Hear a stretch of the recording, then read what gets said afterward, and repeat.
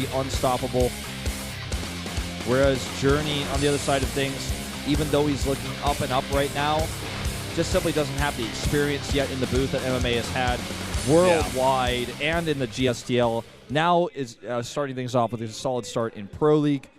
He's been performed well at BlizzCons in the past. I mean, MMA is a top-tier stellar player who's always been one of the best in StarCraft 2. MMA came out with an exploding start, a very explosive start here in Pro League, especially coming into Spen. He took 2 quick wins and big TVTs against great players, and he made it look easy. Very well-prepared builds. I wouldn't be surprised if he comes ahead and goes against Journey here. You were talking about how Journey doesn't have as much experience when you compare to MMA, but I'm sure MMA, he's had enough experience going to all those tournaments, facing random people he wasn't expecting to face. He's going to come in here with a very prepared build. It's a best-of-1. He's going to try to shut down Journey here to get Spenu back into this game. Yeah, that's exactly what they're going to rely on him for here. I just want to say, I mean, you said his beginning of his Pro League here was extremely explosive. I feel like his whole return to Korea in general has been explosive.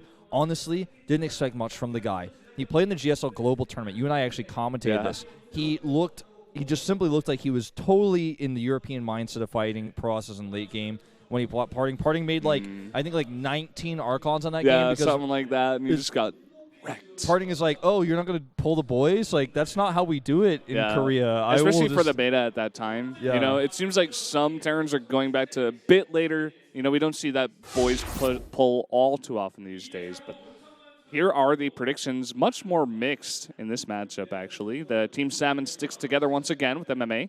These are actually the same ones from last game. Yeah. So, looks like just a bit of a different sort of feeling, I guess, from our Korean analysts. The MC, of course, as we kind of refer to him as Monday Caster a lot. He now casts on Tuesdays also, but last year he didn't, so that's why we call him that, for those who didn't follow the whole of Pro League StarCraft 2 scene. But he's on our side here. Here's Journey, 3-2 in Pro League, 2-1 versus Terran. One of the players everyone used to tweet at me when he was on SKT, why doesn't he play? Why doesn't he play? He's at the Code A qualifiers. He never makes it to Code A. Everyone's always talking about him. We see tweets about him. We see pictures of him, but he never plays in Pro League. This year, he's on Samsung. He has been fielded several times. Yeah. He looks okay. He looks all right. Kind of reminds me of Bravo, coming over to a slightly weaker team to get a lot more playing time. Bravo has gotten more playing time than this guy, but he finally gets this chance to come out in Pro League like we were saying, and he's shown pretty decent games. When you consider the caliber of players that we have here in best-of-1s in Pro League, he's 3-2. It's quite nice. Oh, look at this. This is like the perfect return to Korea theme here for MMA. Looked incredible in the GSL. Solid play here in Pro League. 2-2, 2-1 versus Terran, but the opponents he beat, top-tier Terrans, good TVT players as well. Solid preparation, like you were saying. And got to favor him here pretty extremely, myself. Yeah, definitely favoring him here. He lost his last TVT, actually, that he played, and forget who that was against. Was it against Flash, maybe? Maybe, yeah, I think it was. I think you're right about that one. And it was just he got caught out with a lot of his units and lost too much, and then Flash had too much of an advantage that he was just never going to get back. Also recently lost the game to Hero. Falling to Hero's War Prism Harass was just too much later on in the game. MMA wanted to go to that later game once again. Let's see how he goes in TVT here against Journey. It's going to be on Vonnie Research Station right now.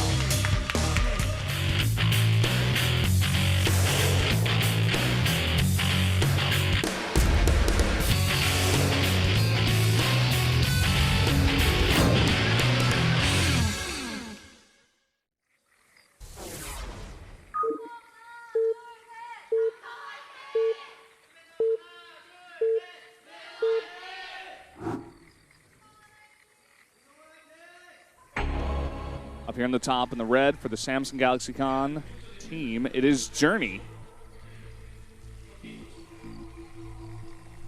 The bottom of the map in blue for Spenu, it's MMA. MMA's hair. Sick hair. It looks really good. He's quite famous for being one of the most handsome pro gamers of all time. Being very iconic like Boxer in the very beginning of StarCraft 2's fame in Korea and Wings of Liberty. And has carried himself through hard times, this banning of Slayers, a partnership with Acer, of course, and has been through a lot. He's seen the world. He's traveled. He's picked up a lot of that European meta. You know, he knows how to use those styles. But the thing is, he doesn't always, and that's what makes him kind of scary, is because sometimes he'll play like Happy from Europe, and then sometimes he'll play like Flash, sometimes he'll play like Maru. You really don't know what you're going to expect to see from this guy because he has trained with these players. He's practiced against them. He's played against them in tournaments. He's played on the European ladder. And the Korean meta is like considered to be the best, right? It's considered to be the strongest. But if you're not familiar with those other styles, sometimes they can throw you off. Yeah. Especially in best of one series. That's the beauty of Pro League. I mean, that's when you get games like Hero versus Departure, where Departure has an amazing build that Hero hasn't seen before, and he just totally shreks it. Like, it's not even close. It's so one-sided in Departure's favor that if he weren't a StarCraft fan, you would question how good Hero was, because it looked like he just got straight-up owned. You know what I'm saying? So, MMA, definitely a very versatile player, and that makes him very scary. Very handsome. Also, other players that are known to be handsome, I guess, Hero. Yeah. As well as Dream. Zest. Although Dream's kind of young. I know my sister likes him. Your sister is big on the Dream. Zest is probably the most known right now, I would say, amongst Korean fans and foreign fans alike. Especially for Moonblade. Yeah. It's Moonblade's man crush. You see gas versus both of these, but we can continue to talk on this topic. One of the older pro gamers known to be very handsome, Nada. Nada's body, man. Nada's body. Who else? Known to be very handsome. Trying to think of like big iconic ones. I mean, we're talking about like. What about Boxer? Was he known to be very handsome? Boxer was known to be very handsome after he got famous. If you go back and look at old videos of Boxer, you will see that like the guy was basically just a normal pro gamer. Like, he didn't look bad or anything. Like, look at Journey. Like, Journey doesn't look bad, right? He looks good, but he doesn't have, like, this style where it's like, damn, he's got his own style. And then Boxer became that guy. He became a legend. Boxer is actually the symbol of StarCraft in Korea. If you ask anyone about, you ask your taxi driver, if you tell, when I'm in the taxi, and you ask me what I do for a living, what are you doing out here? I'm like, well, I commentate a variety of games, mostly of StarCraft. Do you know StarCraft? He's like, oh, yeah, Emil Juan. I'm like, yeah. I'm pretty tight with the guy. Yeah. We talk every now and then. I was going to Korean language classes, and my teacher knew who he was, who Boxer was. She also knew who Nada was as well. Quite famous Nada was as well. Yellow, very famous in Korea right now outside of StarCraft. But hold that thought. Here comes the Reaper, and it will get targeted down.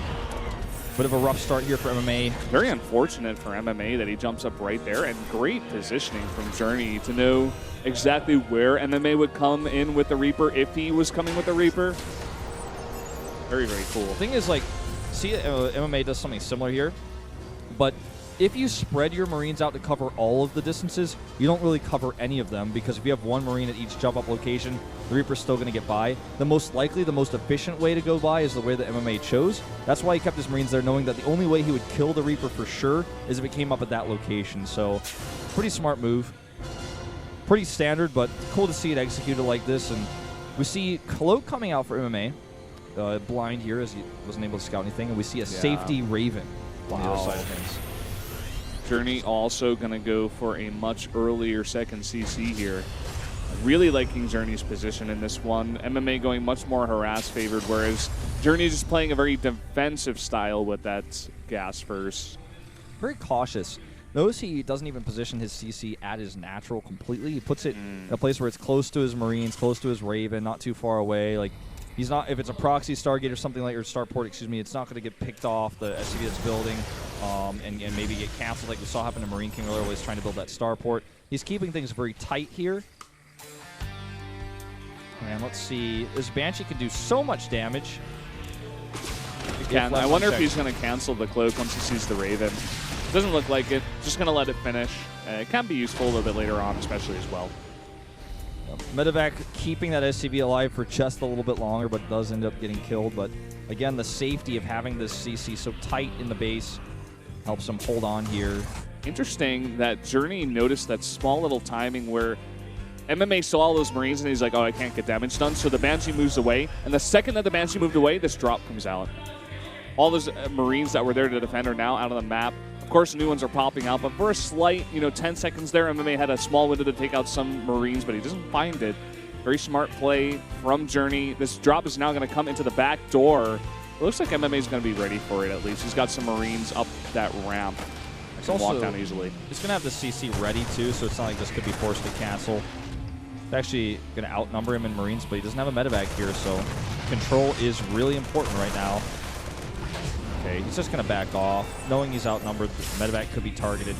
Better safe than sorry. Got his damage done. You know, 2 SCVs not bad, especially in a mirror matchup like this. He's got his own orbital up now, but as you mentioned, pretty safe with the positioning on that one. So he's going to have to take some time to go over there and drop it down, whereas MMA had that down on the low ground since the beginning. So slight advantages all around for both players.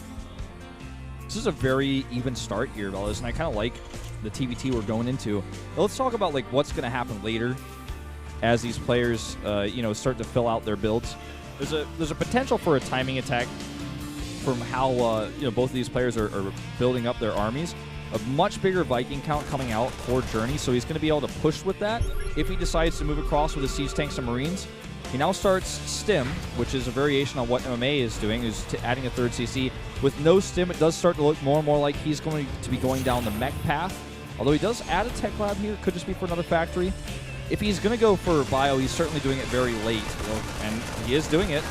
Adding more barracks as this drop gets deflected. Yeah, he's already added a bunch of Marines. Yeah. Was looking like that Marine tank style for a while, but still no Stim, as you were mentioning. Small little cube drop into the main after drawing all those units down to the low ground. Not bad. Good harass so far out of Journey in this game.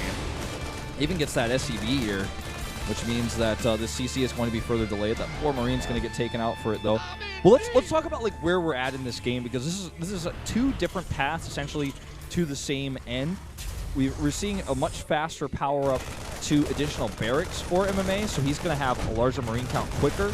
But his Stim is so late that he won't really be able to use that aggressively. So with a faster Stim here, we're going to see an attack from Journey, but hold that thought. Look at this. The entire army of Journey is out in the middle of the map, including that Raven and all the Vikings, and there's no turret here at the back door. Natural. This Cloak Banshee from so early on in the game, getting so much damage done, 5 SCVs, and going to force that whole line to pull into the main. And that's the more important thing.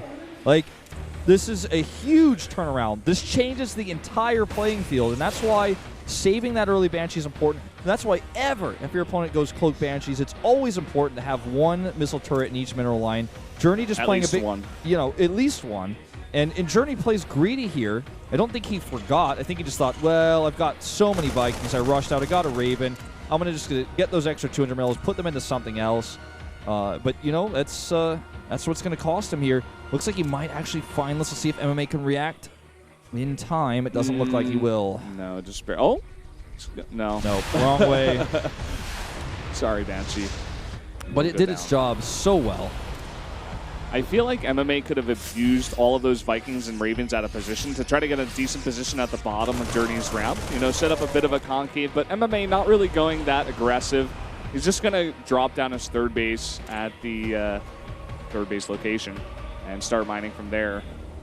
Whereas Journey's is slightly delayed. So getting ahead in different ways here. He also didn't have Stim at that time, getting it very late, as we mentioned before. Yeah. Journey, I feel like he's in a lot of ways playing this a lot greedier, and that push that we saw him go for was just to keep MMA off his back. And he was going to use Stim to take a fight if he needed to, or also to retreat, give him a little bit more versatility. But I really like his double E-base. That's going to put him into a significant upgrade lead here. In fact, we already saw that actually, starting to finish up right now. It's actually about to start coming into play in just a second here. Wow. That one's going to finish when the drop hits. Even it's going to be very, very close with that one. He's got so many tanks lined up at his third base as well here. Look at this timing. I'm not even sure if he's trying to set that up, but it's going to work out really well for Journey. Yeah. Looks like he's waiting on the drop. Maybe he wants to scan and see where the army is just yet. And wait until it's like a perfect time when MMA's army is way out on the map so you can get more and more damage done. Though the Marine count for MMA is much higher here, just simply because he went for that earlier powered-up barracks like I was talking about. So he has a larger army size in general. It's just not as upgraded. And this is something that will snowball into the later game. Oh boy, these Marines need to get picked up. But look at the upgrades now. 2-2 on the way with just +1 armor. He's going to be a full set of upgrades behind when that finishes. He needs to use his advantage in army size now before this snowballs out of control. He really does. Uh-oh. Free Raven, it looks like, over here on the left side of the map. Oh, but the Seeker Missile! Will he get it? He does. Doesn't kill it, but of course does damage it quite significantly there. He just wanted to use the energy before it went down. Not a bad idea. Force a repair or something like that. We're going to see MMA now move out on the map. Take down that watchtower. Another scan coming down. Journey really wants to see when that army moves out, and it finally moves out, and there the drop goes into the main. This is a great timing. This is exactly what you were talking about, and even denies the armory here, so even going to further deny those upgrades of 2-2 perhaps. Looks like it's just going to slow it down. MMA wants to commit to the attack with a superior army size here. Auto turns to disrupt the tanks, and here comes the stim on the Marines. Can he break through with those upgrades that he has? Not quite. But that was a great move there. Very quick on his feet. Journey able to make that attack work, or at least attempt it. Drawing those Marines away with the auto turrets, getting the tanks to fire on MMA's tanks. Oh, man. He took out so many tanks. He's going to be able to follow up here. MMA is totally routed. He's going to try to push him back with some Marines, trying to snipe out some of the Vikings, but he is on the run for sure. And another tank going to go down way, way too slow. No medevacs here to help out. 4 on the map, but none there.